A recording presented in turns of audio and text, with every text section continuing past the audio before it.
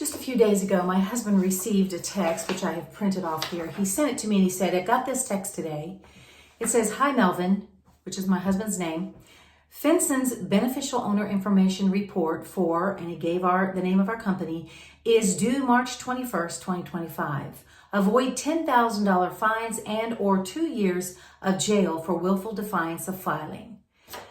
And it gave a little more information.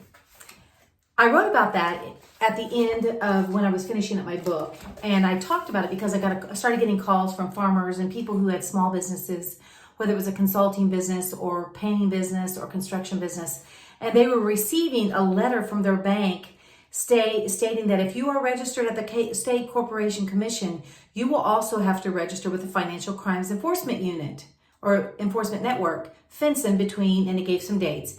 And it said, this is a new rule and you will be expected to identify all owners that control at least 25% of the business, identify those who have substantial control over your business, provide information on the company itself.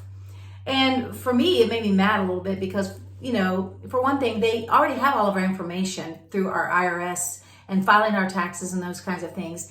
And why do we have to register with a financial crimes unit?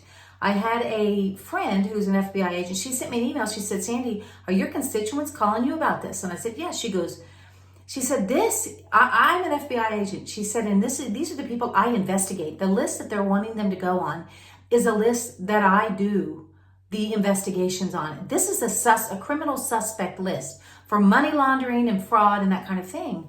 And I thought, well, why are they making farmers and painters and, people who own cleaning businesses, just common everyday Americans, sign on this and give all this information? And it really upset me. And in my book, I talk about it a little bit and said I wasn't quite sure how it was going to turn out. I do have some good news and I have some bad news. On March 2nd, President Trump, he had the Treasury Department announce the suspension of enforcement of Corporate Transparency Act against U.S. citizens and domestic reporting companies. Now that's awesome. That's the Corporate Transparency Act that is requiring a lot of people to go and fill out all this information and register with this FinCen group. Anyway, but here's what their statement was. On March 2nd, 2025, the Treasury Department is announcing today that with respect to the Corporate Transparency Act, not only will it not enforce any penalties or fines associated with the beneficial ownership information reporting rule under the existing regulatory deadlines, but it will further not enforce any penalties or fines against U.S. citizens or domestic reporting companies or their beneficial owners after the forthcoming rule changes take effect.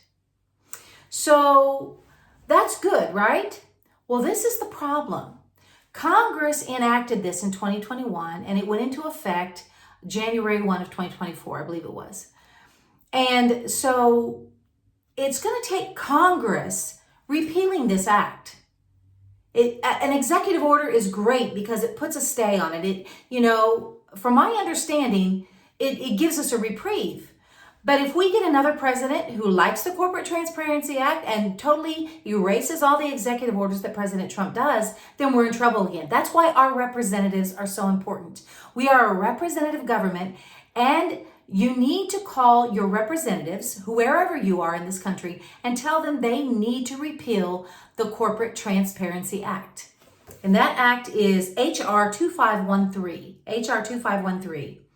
And, it got really close when it came, and they were still, even after that executive order had been sent out, my husband received this. This is just a few days ago.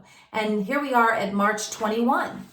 So I would encourage you to call your congressman or woman and ask them to repeal the Corporate Transparency Act. Even though we have a reprieve from this executive order, Congress has to take responsibility for the representation of their people. And I just wanted to get on here and tell you that. We're grateful for all the wonderful things that President Trump is doing, Elon Musk is doing, the waste, the fraud that is being, prevented and found out. It's been amazing.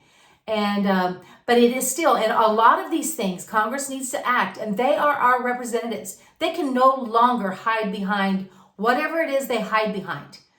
They have to represent us. And the government doesn't have a right to every single detail of our lives. And they don't have a right to control every detail of our lives.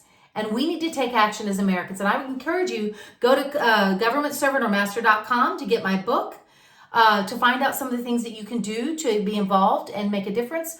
Or you can get it on Amazon, you can get it on Kindle, and I am currently working on the Audible version.